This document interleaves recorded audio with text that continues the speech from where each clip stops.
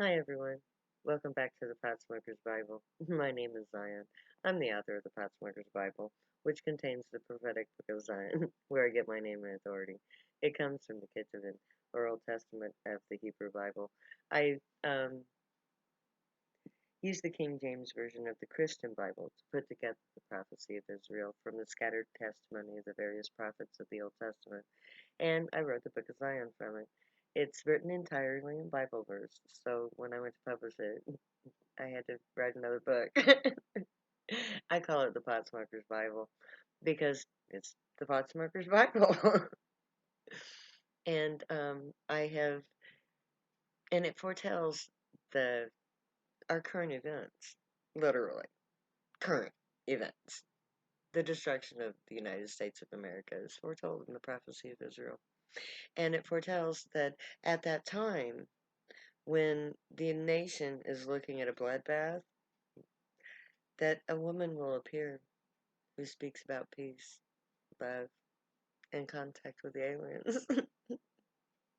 That's me.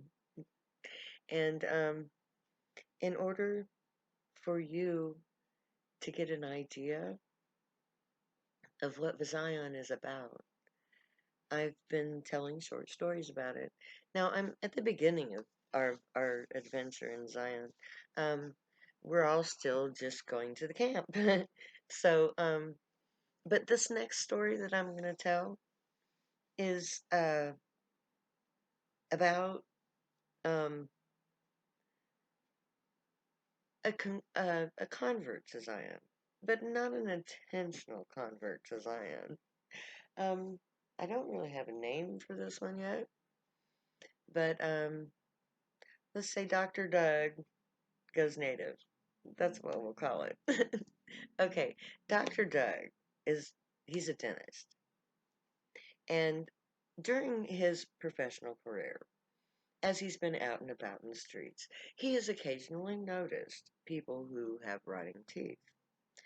And he always kind of in his normal snobbish way because, he's a doctor and everything.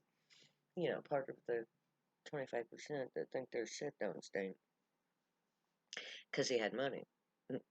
So he wondered why these people did drugs and didn't spend their money on him. So why did they dare let their teeth rot like that? And he looked down on these people. And, he was kind of, you know, how dare you not come into how dare you not pay me to fix those, is kind of what he was thinking. Well, when the camp out for freedom started, and the news, it was all over the news, how all of these poor people and these drug addicts were camping out in the middle of nowhere in the state of Nebraska, and how they were fighting for their freedom. And there was, the news media was was asking these people why they were coming to this camp and following this crazy woman who was saying that drugs were a good thing and that she believed in aliens. And he, you know, he listened to the testimony of these people with these rotting teeth and how they had struggled all of their lives to make ends meet, but that they had never been able to afford insurance or dentistry. So they suffered the agonizing pain of having rotten teeth and the health ramifications for it. Not because they were, uh, because they were just too poor. And it had never occurred to him that people couldn't afford to eat, let alone get their teeth taken care of by a dentist. And he called up his tax guy and he said, "Hey, look, if I go to this camp, can I get a tax? Can I write this off as a charity donation? All of everything that I use?" Oh, yeah, you can do that. You can write that off. No problem. That's a charity donation. It's okay. I'm not going to lose anything for it. These poor people need some fucking teeth work done. So he packs up. He takes his money and he rents a trailer and he gets a crew to pack up everything and he gets some friends and so they kind of do this trailer dentist shop thing. And he and his buddies that, signed on for it, he got a couple of his friends that thought that that was a good idea. So they came rolling into the camp. So they get to the gate of the camp and the Zionite says, "Hey, trucker, you belong to the Truckers Guild?" I said, "Well, no, I was hired by these guys." And so Doug comes around. He says, "Hey, I'm a dentist, and I've been watching the news, and I got a hold of a couple of dentist friends of mine, and we decided to do a charity donation of dentistry for you guys, so that we can help you with your problem with your teeth. So we're gonna donate our time to help you fix your teeth." And he had a whole crew set up, you know, everything from everything, so that they could make dentures, they could do the implants, they could do all of it, and they did it in the backs of trailers. So they go to this camp, all thinking to themselves, holier than thou, look at us doing this good thing, writing off all this money, get it back in our taxes, and helping these poor people. But from the moment they got to the gate, it's like the moment it's like, so you're not going camping? No, we're just here to help the poor. We're just here to help the people who need their teeth taken care of. Because there's a lot of you that need your teeth taken care of. So we thought that we'd come out on our free time on our weekends and we'd help you with your teeth problem. And he says, "Oh, well, just give me a minute. I gotta call somebody." So he calls the uh, government tenant. Says, "Hey, tell Zion we have some dentists out here who are willing to do some free work." And so Zion herself, who just happened to be at the camp at that time, came down to the gate and met Doug and shook his hand and said, "Well, thank you very much, Doug. Everything, I guarantee you, every moment you stay in this camp, it's all on us. We hope that we can return, sir, with that we can make this worth your while. We appreciate everything that you're doing for us." I've got some people setting up, I've got, okay, she says in her, okay, they're ready for you at the healing tent, at the healing compound. Um, if you'll just follow us. She gets in the golf cart, away they go. They go to the healing encampment. They go, and he's impressed by this because they have this like a stone wall at the gates. And when she said gates, she meant gates because in the short time that they'd been there, they'd made a gate around this, on all these different enclosures, which was the guild halls. So they get into the guild halls, into the healing compound, and they set up their trucks, and their little crewmen start going around. The first thing that happens is that they're greeted by some of the healers with some fresh juice, and they're asked if they'd like something to eat while they're waiting. Well, okay. So they're taken to the cafeteria tent for the guild, and they they sit down, and there's a buffet line. He goes, "Wow." So he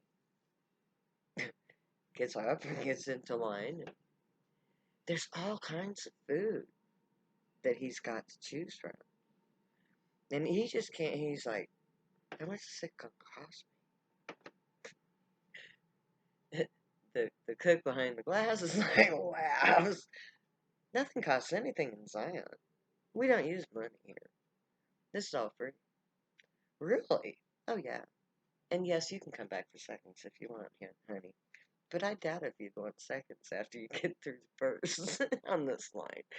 And she's right because there's everything from fried chicken to chili to it's like homemade recipes, food that the cooks had made from scratch there on the line. And this food was grown at the camp. The vegetables were baby vegetables that had were just so succulent and juicy, and they were so full of flavor.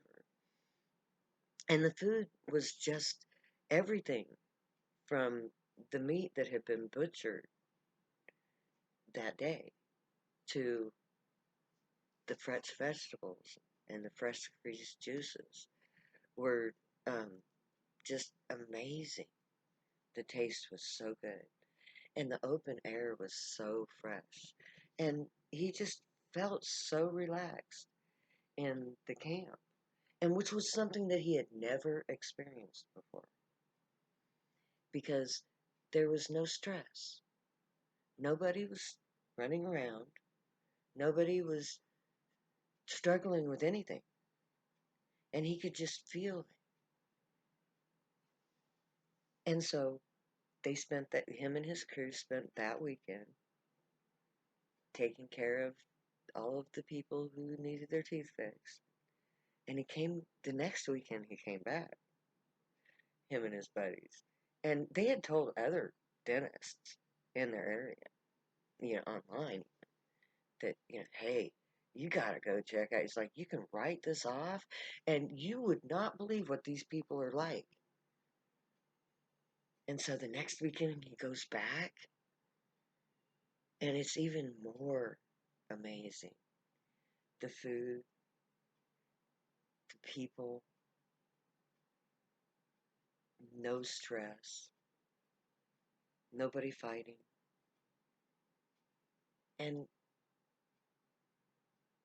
by the end of the third weekend, he decided to pack his bag and do it full time in Zion for no pay because the the treatment that he was given in exchange for his services and the food and just the way that they were living was so peaceful and beautiful that he just wanted to have that forever. And he didn't get high. Not a day in his life. Not inside Zion. No, he doesn't have to get high. But the idea of not having money, the moment that that cook had told him that that food was free and that he could have all that he wanted, in his heart, he knew this is the place for me. Because these people don't do it for money, they do it for each other. And the smiles on their faces, the lack of stress, because these people had nothing. Their teeth were rotting, but they were so friendly and so appreciative and so generous in what little they had that he was convinced that this was a better country. Zion was a place for him, not because he was a drug user, but because he wanted to spend the rest of his life taking care of people who appreciated his work, who really needed it, and who didn't do it for money. So may the great watch over you, guide you, protect you, and keep you from all harm, and may they teach you right from wrong. May you be worthy of them. May your thoughts, words, and deeds reflect truth, good, and light the unicorn way. find your joy and pursue it and make that your guilt choice. Stay happy and high. If you do drugs, you have every right and reason to. My name is Zion. I love you way too much to say goodbye, so I'm gonna say later now.